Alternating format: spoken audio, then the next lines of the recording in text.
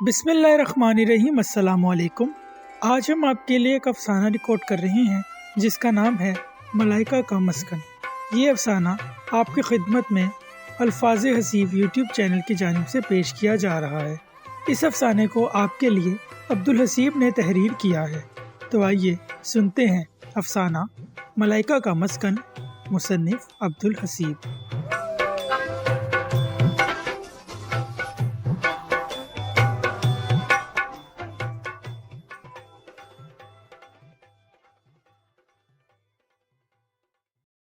ہوا میں عجیب سی گھٹن تھی، سانس تک رکے جا رہی تھی۔ شاید رات کے 3 بج رہے تھے۔ اس نے سوچ لیا تھا کہ وہ اپنی زندگی سے فرار حاصل کر ہی لے گی۔ فرار حاصل کرنا اتنا آسان نہیں ہوتا۔ اس کے کانوں میں وہی کتابی باتیں، وہی لوگوں کے تجربات اور لوگوں سے ڈر اور خوف کی باتیں طوالت سے گونج رہی تھیں، مگر وہ فیصلہ کر چکی تھی کہ اب نہیں۔ رات کے 3 بجے اس نے اپنے گھر کی ان کھڑکیوں اور ان دروازوں کو دیکھا جنہیں وہ آج تک اپنا محافظ سمجھتی آئی تھی۔ پھر اس نے اپنی نظریں گھما لیں اور راستے کی جانب دیکھا۔ اس کے سامنے 2 راستے تھے۔ وہ گھر کے باہر اپنی گلی میں کھڑی ہوئی تھی۔ گلی سے سامنے کے 2 راستے باہر کی طرف نکلتے تھے۔ سڑک کی جانب جانے کے لیے اکثر لوگ ان 2 راستوں میں سے کسی ایک راستے کا انتخاب کیا کرتے تھے۔ اس نے سوچا کہ میں کون سے راستے سے جاؤں گی؟ میرے سامنے تو دونوں راستے ہیں۔ بس یہی سوچ کر وہ رات کے 3 بجے اکثر اپنے گھر کے دروازے میں کھڑی ہوتی اور ان دونوں راستوں کی جانب دیکھتی اور فیصلہ نہ کر پانے کی وجہ سے اپنے گھر میں واپس چلی جاتی۔ مگر آج اسے ایسا محسوس ہو رہا تھا کہ وہ شاید آج کوئی فیصلہ کر ہی لے گی۔ اس نے اپنے ہاتھ میں تھاما ہوا وہ بیگ اپنے کندھے پر ڈالا، چہرے پر نقاب کو درست کیا اور دوسرے ہاتھ میں پکڑی ہوئی ڈاکیومنٹس کی فائل کو اپنے سینے کے ساتھ لگا لیا، اور اس سامنے والے 2 راستوں میں سے ایک راستے کا انتخاب کرتے ہوئے وہ دھیرے دھیرے قدموں سے راستے کی جانب چل دی۔ دھیرے دھیرے آہستہ آہستہ وہ چلنے لگی۔ رات کا یہ پہر اور اوپر سے گرمیوں کی گھٹن زدہ رات، اور اوپر سے رات کے 3 بجے جب وہ قدم اٹھا رہی تھی تو گلی میں اس کے قدموں کی آواز گونج رہی تھی۔ جیسے ہی وہ چلتی تو زمین سے اس کی جوتی کا رگڑاؤ ہوتا، جس سے عجیب سا ہوا میں ارتعاش پیدا ہوتا۔ ایک خوفناک آواز اس کے کانوں میں گونج سی جاتی۔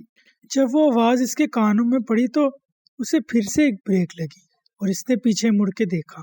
جیسے ہی اس نے پیچھے مڑ کر دیکھا تو اس کے کانوں میں پھر سے وہی آوازیں گونجنے لگی۔ ملائکہ، تم کچھ بھی نہیں کر سکتی، تم کسی بھی قابل نہیں ہو۔ کیا دیا ہے تم نے مجھے آج تک؟ ایک بچہ تک تو مجھے دے نہ سکی تم آج تک۔ ملائکہ، تمہیں کھانا تک پکانا نہیں آتا۔ ملائکہ، تم نے میرے شرٹ کے بٹن کو صحیح طرح سے نہیں لگایا کہ وہ ابھی ہی ٹوٹ گیا ہے۔ ملائکہ، تم نے جو روٹی پکائی ہے وہ بالکل کچی ہے۔ ملائکہ، میرا بیٹا کام سے واپس آنے والا ہے، اس کے لیے روٹی پکا لو۔ ملائکہ، ملائکہ، ملائکہ۔ اس کو اپنے نام سے اکثر نفرت محسوس ہوا کرتی تھی۔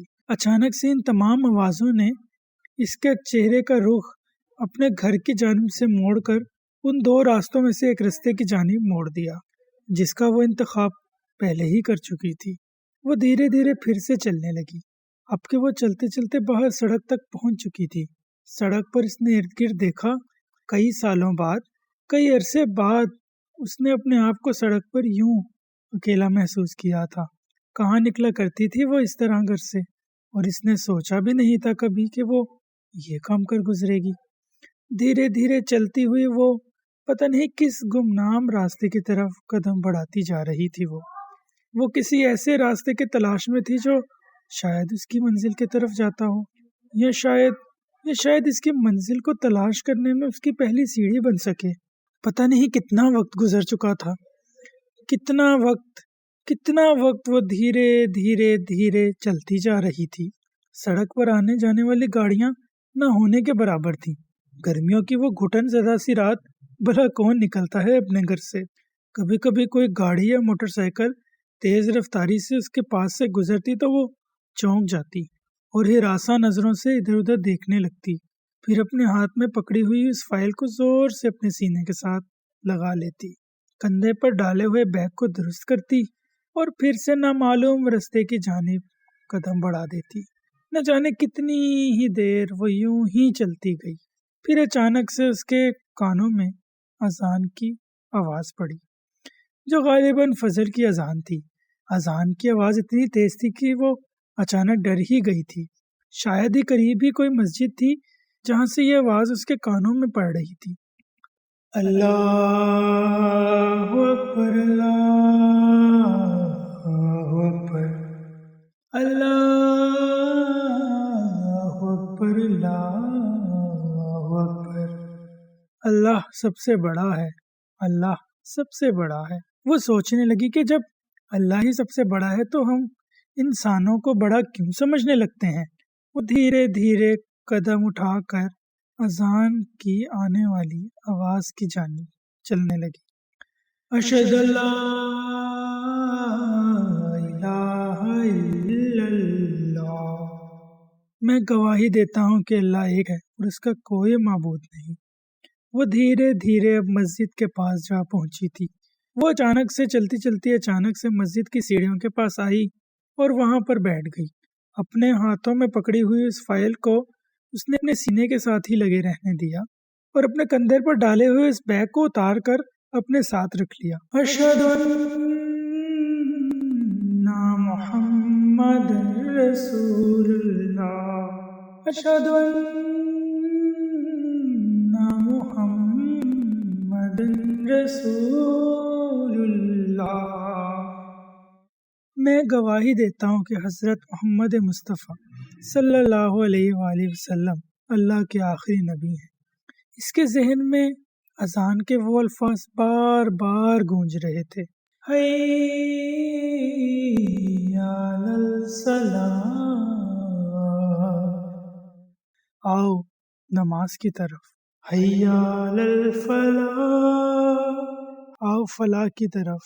اس نے دھیرے سے اپنے ہاتھ میں پکڑی ہوئی فائل کو سینے سے ہٹایا اور اس پر ایک اچٹتی نظر ڈالی، پھر کچھ پڑھنے لگی۔ اتنی دیر میں اس کے کانوں میں یہ آواز پڑی، الصلاۃ خیر من النوم، بے شک نماز نیند سے بہتر ہے۔ اس نے اچانک سے فائل سے نظریں ہٹا لی اور آسمان کی جانب دیکھا، جہاں پر روشنی کی کوئی رمق بھی ابھی تک نظر نہیں آ رہی تھی۔ اللہ اکبر، اللہ اکبر، لا الہ الا اللہ۔ اذان ختم ہو چکی تھی اور وہ مسجد کی سیڑھیوں پر یوں ہی بیٹھی تھی۔ پھر وہ یہ سوچنے لگی کہ کیا مردوں کی اس مسجد میں نماز پڑھ سکوں گی؟ شاید نہیں پڑھ سکوں گی۔ اگر پڑھوں گی تو کیا ہوگا؟ اگر نہیں پڑھوں گی تو کیا ہوگا؟ پڑھ لیتی ہوں، رہنے دیتی ہوں، ایک کوشش تو کر لوں۔ مگر اگر وہ یہ کیا اچھا نہیں، یہ تمام سوالات اور اس کے جوابات اس کے ذہن میں گردش کرنے لگے۔ پھر اچانک سے وہ چونکی تو پڑی تھی، سامنے سے ایک بزرگ چلتے آ رہے تھے۔ چہرے پر سفید داڑھی تھی، سر پر نماز کی ٹوپی تھی، سفید شلوار قمیض میں ملبوس تھے۔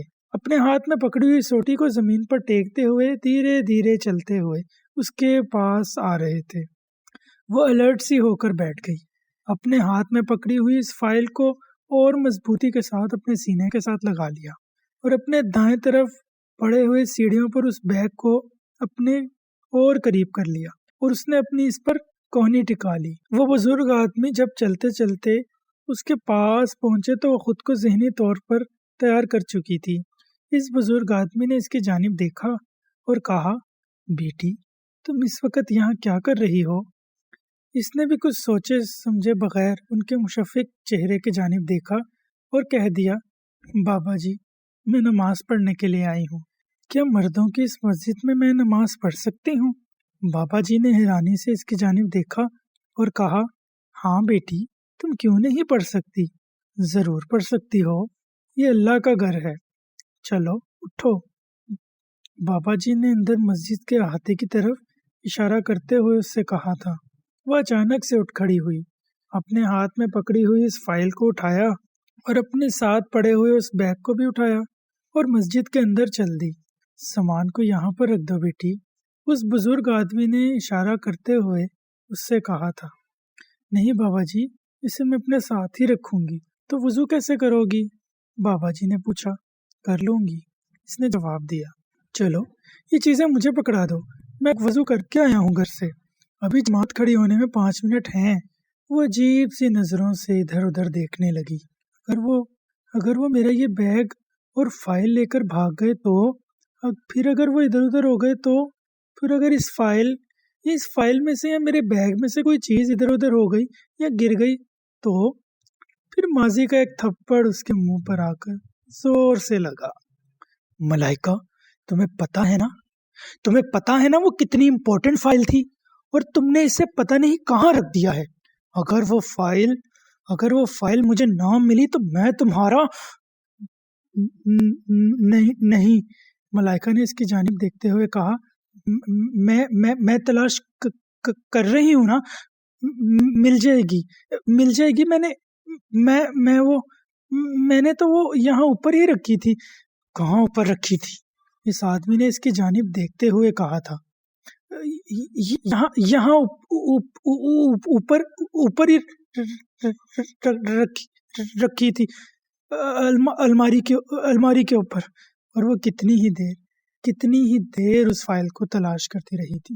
فائل اسے نہیں ملی تھی، اور اس آدمی نے اس کو اتنا مارا تھا کہ وہ بس اچانک سے ماضی کے وہ تمام یادیں اور بوجھ نے اس پر اتنا زور ڈالا کہ وہ فائل اس کے ہاتھ سے نیچے گر گئی۔ اس سے پہلے کہ وہ کچھ کرتی، اس بزرگ آدمی نے نیچے جھک کر اس فائل کو اٹھا لیا۔ ارے آپ یہ کیا کر رہے ہیں؟ یہ میری فائل ہے، یہ میری فائل ہے، یہ کہاں لے کر جا رہے ہیں آپ؟ ارے نہیں بیٹی، میں نے یہ پکڑ کے رکھی ہے، تم وضو کر لو، میں تمہیں دے دیتا ہوں، اور لاؤ یہ بیگ بھی مجھے پکڑا دو۔ اس نے پتہ نہیں کچھ سوچے سمجھے بغیر وہ فائل اور بیگ اس بزرگ آدمی کو پکڑا دی اور خود وضو کرنے لگی۔ وضو کرتے ہوئے بھی وہ بار بار مڑ کر اس بزرگ آدمی کو دیکھ رہی تھی جو اس کے پیچھے ہی کھڑا تھا۔ وضو مکمل ہوا تو وہ اٹھ کھڑی ہوئی، دوپٹے سے اپنا چہرہ پونچھا اور پھر منہ پر واپس سے نقاب کر لیا۔ مڑ کر بابا جی کی جانب دیکھا اور ان سے فائل اور وہ بیگ تھام لیا۔ اتنی ہی دیر میں مسجد سے جماعت کھڑی ہونے کی آواز آنے لگی۔ اللہ اکبر، اللہ اکبر، اللہ اکبر، اللہ اکبر، اشہد ان لا الہ الا اللہ، اشہد ان لا الہ الا اللہ، اشہد ان محمد رسول اللہ، اشہد ان محمد رسول اللہ، حی علی الصلاۃ، حی علی الفلاح، قد قامت الصلاۃ، قد قامت الصلاۃ، اللہ اکبر، اللہ اکبر، لا الہ الا اللہ۔ وہ بزرگ آدمی اور وہ خود تیزی سے مسجد کے اندرونی حصے میں جا پہنچے۔ بابا جی نے اس کو اشارہ کیا اور وہ سب سے پہلے والی صف میں جا کھڑی ہوئی، اور بابا جی خود سب سے آخری والی صف میں جا کھڑے ہوئے۔ فجر کی نماز میں کہاں مسجدوں میں رونق ہوا کرتی ہے بھلا۔ نماز ادا کرنے کے بعد اس نے دعا مانگی۔ جیسے ہی اس نے دعا کے لیے ہاتھ اٹھائے تو آنسوؤں کا ایک ریلا تھا جو اس کی آنکھوں سے بہہ کر اس کے ہاتھوں کی ہتھیلیوں پر بہنے لگا، اور وہ سوچ رہی تھی کہ وہ کیا مانگے گی اللہ سے۔ ایک عرصہ ہو چکا تھا کہ اس نے اللہ سے مانگنا چھوڑ ہی تو دیا تھا۔ کچھ مانگتی تو کیا مانگتی، کیا سوچتی، کیا کرتی؟ ایسے ہی کتنی دیر وہ روتی رہی۔ پھر اچانک سے اس نے اپنے آنسو پونچھے اور نظریں اٹھا کر دیکھا تو وہی بزرگ آدمی اس کے سامنے کھڑے ہوئے تھے، اسے بہت محبت اور پیار بھری نظروں سے دیکھ رہے تھے۔ بیٹی کیا ہوا؟ کچھ نہیں۔ اس نے اپنے ساتھ پڑے ہوئے بیگ کو اٹھایا اور اپنی فائل کو اپنے سینے سے لگایا اور پھر سے دھیرے دھیرے چلنے لگی۔ مسجد پر سیڑھیوں پر دوبارہ سے بیٹھتے ہوئے اس نے اسی بیگ کو دائیں طرف رکھ دیا اور فائل کو اپنے گود میں رکھ کر سامنے آسمان کی جانب دیکھنے لگی، جہاں پر ہلکی ہلکی روشنی نمودار ہو رہی تھی۔ پرندوں کی چہچہاہٹ سنائی دینے لگی تھی۔ دور درختوں پر بولتی ہوئی وہ خوبصورت چڑیاں اور نہ معلوم کون کون سے پرندوں کی آوازیں اس کے کانوں میں گونجنے لگی۔ پھر اس نے آسمان سے نظریں ہٹا لی، دائیں جانب دیکھا تو وہ وہی بزرگ آدمی ذرا دور سیڑھی پر اس کے ساتھ بیٹھے ہوئے تھے۔ انہوں نے اس کی جانب دیکھا اور کہا، بیٹی تم کہاں سے آئی ہو؟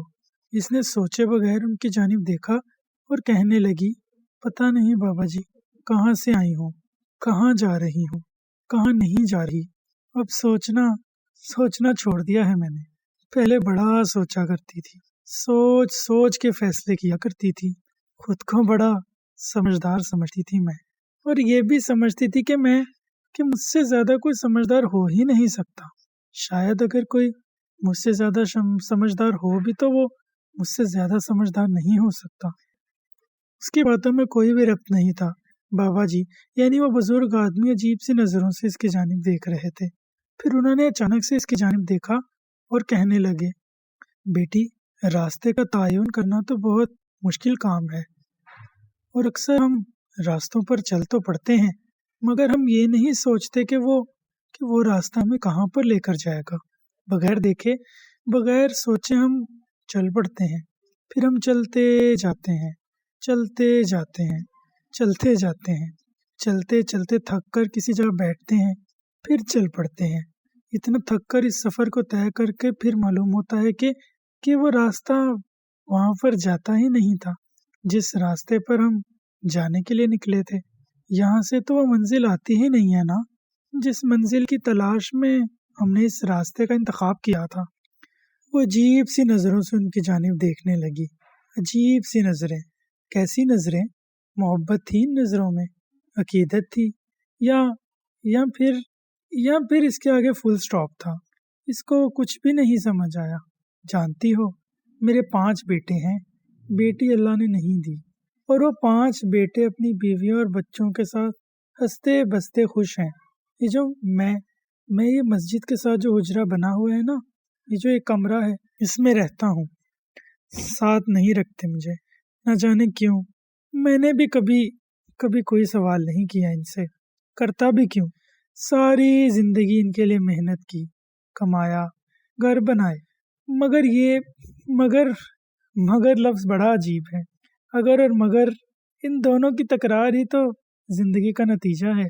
اس نے اس بزرگ آدمی کے چہرے کی طرف دیکھا جہاں پر کوئی بھی تاثر نہ تھا، کوئی بھی نہیں، بس ان کی آنکھوں سے ایک آنسو نکلا اور ان کی سفید داڑھی میں گم ہو گیا۔ تمہارا نام کیا ہے؟ کچھ دیر کی خاموشی کے بعد اس بزرگ آدمی نے دوبارہ سوال کیا۔ میرا نام ملائکہ ہے۔ پھر وہ خود ہی اپنی کہانی بتانے لگی، پتہ نہیں کیوں، پتہ نہیں کس لیے، پتہ نہیں کس جذبے کی مانند، پتہ نہیں کس۔ اس کے آگے بھی فل سٹاپ تھا۔ یہ فل سٹاپ جب لگ جاتا ہے تو بات ختم ہی تو ہو جاتی ہے۔ بہت سی چیزوں کے آگے فل سٹاپ لگا دینا چاہیے، اس نے سوچا تھا۔ وہ کہنے لگی، میں نے کبھی سوچا نہیں تھا کہ میں اپنی کہانی کسی اجنبی کو یوں سنا دوں گی۔ میں نے تو خود سے بھی ہمیشہ آدھی بات کہی، آدھی چھپا لی۔ میرا گھر، وہ گھر نہیں تھا بابا جی، وہ ایک جگہ تھی جہاں سانس تو آتی تھی مگر ٹھہرتی نہیں تھی۔ میں ہر دن خود کو سمیٹتی رہی، جوڑتی رہی، مگر اندر سے ٹوٹتی رہی۔ میں نے چاہا کہ سب کچھ ٹھیک ہو جائے، میں نے چاہا کہ بس ایک دن ایسا آئے جب مجھے میرے نام سے پکارا جائے، الزام سے نہیں۔ وہ کچھ دیر خاموش رہی۔ آسمان اب ہلکا ہلکا نیلا ہونے لگا تھا، فجر کی روشنی اب آہستہ آہستہ اندھیرے کو پیچھے دھکیل رہی تھی، جیسے کسی نے اندھیرے کے کندھے پہ ہاتھ رکھ کر کہہ دیا ہو کہ اب بس۔ وہ بولی، میں نے بہت بار سوچا کہ میں غلط ہوں، شاید میں واقعی کسی قابل نہیں ہوں۔ جب بار بار یہ سنو تو انسان یہی سمجھنے لگتا ہے جو اسے کہا جاتا ہے۔ میں نے اپنے اندر کی آواز کو بہت پہلے خاموش کر دیا تھا بابا جی۔ آج پہلی بار وہ آواز پھر سے سنائی دی ہے مجھے۔ بابا جی خاموشی سے سنتے رہے، نہ کوئی سوال، نہ کوئی فیصلہ، बस सुनना, जैसे बरसों से यही उनका काम हो। उन्होंने आसमान की तरफ देखा और आहिस्ता से बोले, बेटी, बाज दफा अल्लाह हमें रास्ता दिखाने से पहले रोक देता है, थका देता है, रुला देता है, ताकि हम वहीं रुक जाएं जहां से नया सफर शुरू होना होता है। वो उनकी बात सुनकर कुछ न बोली, सिर्फ अपने हाथों को देखा, जिन पर कुछ देर पहले उसकी आंखों से बहने वाले आंसू गिरे थे। उसे यूं लगा था कि वो आंसू जमीन पर नहीं गिरे थे, बल्कि वो इसके अंदर कहीं सूखी हुई मिट्टी पर गिरे हों। बाबा जी ने कहा, तुमने कहा ना कि अब सोचना छोड़ दिया है मैंने। शायद ये भी एक सोच है, मगर याद रखना, फैसला हमेशा शोर में नहीं होता। कभी कभी वो बिल्कुल खामोशी में उतरता है हम पर। कुछ देर खामोशी यूं ही इनके दरमियान हायल रही। फिर मलाइका ने कहना शुरू किया, मैं इससे बहुत मोहब्बत किया करती थी। हम दोनों की पसंद की शादी हुई थी। जानते हैं बाबा जी, वो यूनिवर्सिटी में मेरे साथ पढ़ा करता था। एक मर्तबा याद है मुझे, पहली मर्तबा जब मैंने इसको देखा था, वो डिपार्टमेंट की सीढ़ियों पर बैठा था। सफ़ेद शलवार कमीज पहनी हुई थी इसने ब्लैक ग्लासेस भी लगाए हुए थे। वो मुझे किसी फिल्म का हीरो लगा। फिर रोज देखने लगी उससे मोहब्बत न जाने कब हुई थी, मुझे ये मालूम नहीं। मोहब्बत जब हो जाती है तो फिर वो अपने होने का पता देती है, और उसके होने का पता यही था कि मैं उसके बगैर जिंदगी नहीं गुजार सकती थी। अपने घर में बहुत लाडली थी मैं माँ बाप की इकलौती बेटी थी। माँ बाप भी अपनी सारी मोहब्बतें मुझ पर निछावर करते थे कि इनके पास और कोई था ही नहीं जिस पर वो अपनी मोहब्बतें निछावर करते। मेरी हर बात मान ली जाती। स्कूल से लेकर कॉलेज और कॉलेज से लेकर यूनिवर्सिटी तक मैं अपनी क्लास की टॉपर बच्ची रही थी। यूनिवर्सिटी में भी गोल्ड मेडलिस्ट थी। मैं नहीं जानती थी कि गोल्ड मेडलिस्ट लड़की के साथ ये सब कुछ भी हो सकता है। गुरूर था मुझे अपने आप पर, बहुत गुरूर किया करती थी खुद पर। मैं समझा करती थी कि मुझसे ऊपर कोई हो ही नहीं सकता, मुझसे कोई समझदार हो ही नहीं सकता। किब्रिया नाम था इसका। अक्सर खामोश रहता था वो। मैं जब इसको देखती तो वो खामोशी के साथ बैठा रहता, कभी खला में देखता रहता, कभी इर्द गिर्द देखता रहता, और कभी अपने हाथ पर पहनी हुई घड़ी को देखता। मैं सोचती थी कि इतना खामोश क्यों रहता है वो। मैं ठहरी मुस्कुराने वाली लड़की, चुलबुली सी, अपनी जिंदगी से भरपूर। मोहल्ले भर में बहुत शैतानी किया करती थी मैं। कभी किसी के घर की बेल बजाकर भाग जाती, कभी किसी के दरवाजे की कुंडी को धागा बांधकर उसे घर तक खींच लाती और दूर खड़ी होकर उस धागे को खींचती, और जब दरवाजा खुलता तो इधर उधर देखती और मैं मुस्कुरा देती। अजीब सी थी मैं, पागल सी। हम जो मुस्कुराने वाले लोग होते हैं ना बाबा जी, इनको खामोश लोग बड़े अजीब लगते हैं।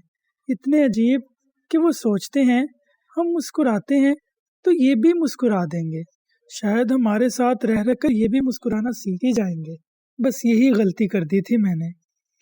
इसको मुस्कुराहट सिखाने के चक्कर में इससे मोहब्बत कर बैठी, और वो हंसने भी लगा, खुशगवार रहने लगा। मगर वो अजीब सी बातें किया करता था। कभी कभी मुझे उसकी बातों से बहुत तकलीफ हुआ करती, दिल दुख जाता मेरा। मगर इस तकलीफ और दिल दुख जाने की आदत हो गई थी मुझे, इसे भी और मुझे भी। फिर मुझे इसकी बातें बुरी नहीं लगी कभी। फिर मेरी और इसकी बहुत धूमधाम से शादी हुई, मोहब्बत की शादी। ऊपर से मैं मुस्कुराने वाली, खानदान भर की लाडली, अपने माँ बाप की लाडली। क्या कमाल शादी थी। लोग रश्क कर रहे थे मुझ पर, इस पर। कमाल का हसीन था वो भी, और बला की हसीन थी मैं भी। अगर जो आप मुझे अब देख रहे हैं ना बाबा जी, अब 5-6 साल गुजर चुके हैं, इसीलिए ऐसी लग रही हूँ। फिर जिंदगी अच्छी कटने लगी। पहले 1.5-2 साल तो बहुत अच्छे रहे। हम दोनों एक दूसरे के साथ बहुत खुश थे। औलाद नहीं हुई। डॉक्टर कहते थे कि तुम माँ नहीं बन सकती। फिर ना जाने क्या हुआ, किब्रिया को मुझ पर गुस्सा आने लगा। वो बात बात पर मुझको ताने देता। घर में था ही कौन, मैं, किब्रिया और उसकी माँ। वो भी अपनी माँ बाप का इकलौता था। इसके वालिद पहले ही इंतकाल कर चुके थे। زندگی یوں ہی گزرتی گئی، وہ مجھے ڈی گریڈ کرتا رہا، میری ڈگریاں، میری قابلیت کو اور مجھے خود کی نظروں میں ہی کمتر کرتا رہا، بار بار یہ کہتا تم یہ نہیں کر سکتی، تم وہ نہیں کر سکتی، تم نے کھانا نہیں پکایا، تم نے کھانا صحیح نہیں پکایا، تم نے کپڑے صحیح استری نہیں کیے، تم نے جو کپڑے پہنے ہیں وہ تم پر بالکل اچھے نہیں لگ رہے، تم صحیح طرح سے چل نہیں رہی، وہ سبزی والا تمہیں اتنے غور سے کیوں دیکھ رہا تھا، کل صبح تم جلدی کیوں نہیں اٹھی۔ یہ ساری باتیں میرے اندر بھرنے لگی۔ اس کی ماں بھی آتے جاتے مجھے اولاد نہ ہونے کے طعنے دیتی، 1 سال، 2 سال، 3 سال، 4 سال، 5 سال، اور یہ 6واں سال ہے جب میری ہمت جواب دی گئی۔ پھر میں نے فیصلہ کر ہی لیا کہ میں اب نہیں۔ آج رات کی بات ہے کہ جب میں نے کھانا پکایا تو غلطی سے نمک زیادہ رہ گیا۔ اس نمک زیادہ رہ جانے کی وجہ سے میں نے جو گالیاں سنی، یہاں تک کہ میرے ماں باپ کو بھی گالیاں دی گئیں۔ بس پھر برداشت نہ ہوا، پھر میں نے سوچا کہ بس اب کر گزروں گی جو میں نے سوچا ہے۔ رات کے قریب 2:30 بج رہے تھے۔ میں نے باورچی خانے میں پڑے ہوئے سلنڈر کی گیس کھول دی، اپنے قیمتی سامان کو اپنے بیگ میں ڈالا، جو قیمتی سامان میرے پاس موجود تھا سب بیگ میں ڈال لیا۔ اور یہ جو فائل آپ دیکھ رہے ہیں نا، اس میں میری تمام قابلیت ہے، اس میں میرے تمام ڈاکیومنٹس، ڈگریاں، گولڈ میڈلز، سب کچھ موجود ہیں۔ ہاں، اتنا ضرور کہتی ہوں کہ میں اتنا نہیں کر کے آئی کہ میں آگ لگا دوں، چاہتی تو یہی تھی، مگر اتنی ہمت نہیں کی تھی میں نے، مگر اس سے محبت کی تھی میں نے، اور اللہ کی قسم دل سے کی تھی۔ مگر وہ جب مجھ پر ہاتھ اٹھاتا تھا نا بابا جی، تو محبت اس تکلیف میں کم ہونے لگتی تھی۔ اور یہ اس کی تصویر ساتھ لے کر آئی ہوں، یہ کافی ہے میرے لیے۔ زندگی گزر جائے گی اس تصویر کے سہارے۔ اس تصویر میں وہ مسکرا رہا ہے، دیکھیے نا وہ کتنا اچھا لگ رہا ہے ہنستا ہوا۔ یہی تو چاہا تھا میں نے کہ وہ ہنسنا سیکھ جائے، سو کامیاب تو ہو گئی ہوں نا۔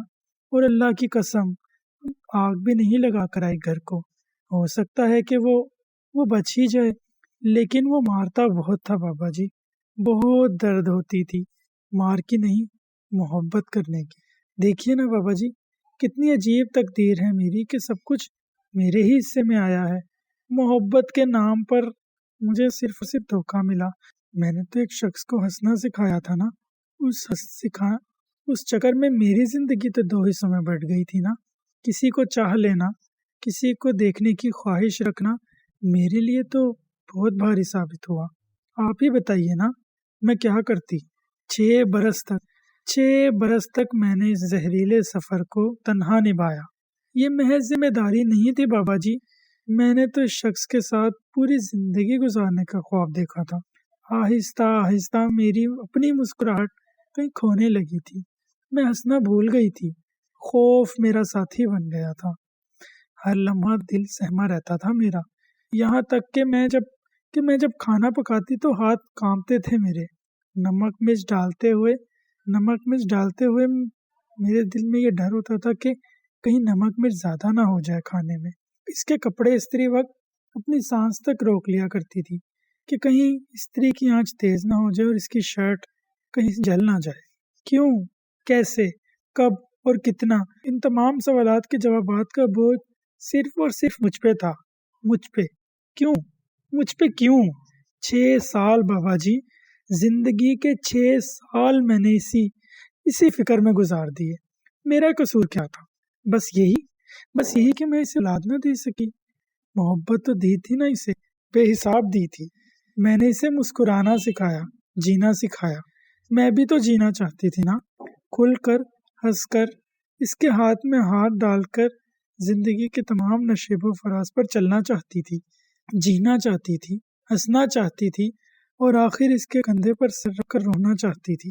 بچپن سے خواب دیکھتی آئی تھی میں، انہیں پورا کرنے کی چاہ دل میں بسائے رکھی میں نے پڑھائی کی، ڈگریاں لی، مگر ان سب کا حاصل آخر میں کیا نکلا؟ بتائیے کیا ملا مجھے؟ یہ کہتے ہوئے اس نے اپنے ہاتھ میں پکڑی ہوئی فائل بابا جی کے سامنے رکھ دی۔ اب آپ ہی فیصلہ کریں بابا جی، کیا میں درست ہوں؟ کیا اس سب کو بھی درست ٹھہرایا جائے گا جو میرے ساتھ ہوتا رہا ہے؟ کیا یہ کہا جائے گا کہ میں اپنے ہی گھر، اپنے مسکن کو آگ لگا کر آئی ہوں؟ ویسے تو اب تک وہ جل کر راکھ ہو چکے ہوں گے۔ سب یہی سوچ رہے ہوں گے کہ یہ صرف ایک حادثہ تھا، محض ایک حادثہ۔ مگر اب اچانک مجھے ان سب کی یاد کیوں آ رہی ہے؟ میری فائل میں اس کی تصویر کیوں ہے؟ شاید آپ کو لگ رہا ہوگا کہ میں ہوش میں نہیں ہوں۔ میں آپ کا چہرہ دیکھ رہی ہوں بابا جی، وہ زرد پڑ چکا ہے، جیسے جان تک نکل گئی ہو آپ کی۔ آپ کے ہاتھ لرز رہے ہیں۔ مگر آپ ایک بات یاد رکھیے گا، جب محبت کرنے والا ہاتھ اٹھاتا ہے نا، تو سب سے گہرا زخم دل پر لگتا ہے، اور اس زخم کی کوئی دوا نہیں ہوتی، کوئی بھی نہیں، ہو ہی نہیں سکتی۔ یہ درد بس عمر بھر ساتھ رہتا ہے۔ بابا جی کا رنگ ایسے ہو رہا تھا کہ جیسے ان کا رنگ بالکل سفید لٹھے کی مانند ہو گیا ہو۔ یوں لگ رہا تھا کہ ان کے پیروں سے زمین نکل گئی ہو۔ ملائکہ اچانک سیڑھیوں سے اٹھی اور چلنے لگی تیزی کے ساتھ۔ پیچھے مڑ کر نہیں دیکھا اس نے۔ اگر مڑ کر دیکھتی تو شاید نہیں کچھ نہیں تھا وہاں۔ وہ تیزی سے چلتی ہوئی اب ٹرین اسٹیشن کی جانب چلنے لگی۔ اس نے رکشہ لیا، ٹرین اسٹیشن پہنچ کر ٹکٹ کی لائن میں کھڑی ہو گئی۔ جیسے ہی اس کی باری ہوئی، اس نے کہا، کراچی جانے کی ٹکٹ۔ ٹکٹ والے نے اس کو ٹکٹ دیا، اس نے پیسے ادا کیے اور سامان اٹھایا اور چل دی۔ ٹرین آنے میں بھی کافی وقت تھا۔ وہ بینچ پر بیٹھ گئی۔ غالباً ساتھ میں اس کے کوئی عورت بیٹھی ہوئی تھی۔ ہاتھ میں اخبار تھا اس عورت کے۔ اس نے اخبار مانگا۔ عورت نے بنا کچھ کہے اس کی طرف وہ اخبار بڑھا دیا۔ اخبار پر پہلے صفحے کی سرخی تھی، اندرون لاہور کے ایک علاقے میں رات 3 یا 4 بجے کے درمیان شدید آگ لگنے کی صورت میں 3 لوگ جاں بحق۔ گھر میں رہنے والے تمام لوگوں کی شناخت نہیں ہو پائی۔ آگ اتنی شدید تھی کہ کوئی بچ نہ پایا۔ محلے داروں کے مطابق گھر میں 3 لوگ رہا کرتے تھے اور وہ تینوں لوگ ہی جل کر جاں بحق ہو گئے ہیں۔ ملائکہ نے اخبار پڑھا۔ ایک عجیب سی مسکراہٹ اس کے ہونٹوں پر آئی۔ پھر دور سے آنے والی ٹرین دیکھی اس نے۔ دھیرے سے بینچ سے اٹھی، مرے قدموں سے چلتی ہوئی ٹرین کی جانب بڑھ گئی۔ ٹرین جیسے ہی رکی تو پہلی ٹرین میں جانے والی مسافر ملائکہ ہی تھی۔ وہ اپنے مسکن کو الوداع کہہ کر ٹرین میں چڑھ گئی۔ اس کے بعد ملائکہ کو کسی نے نہیں دیکھا، یہاں تک کہ اس کے ماں باپ بھی اسے کبھی نہ دیکھ پائے۔ وہ غائب تھی۔ کہاں، کدھر، کس کے ساتھ، زندہ بھی ہے کہ مر گئی، کسی کو کچھ معلوم نہیں۔ ختم شد۔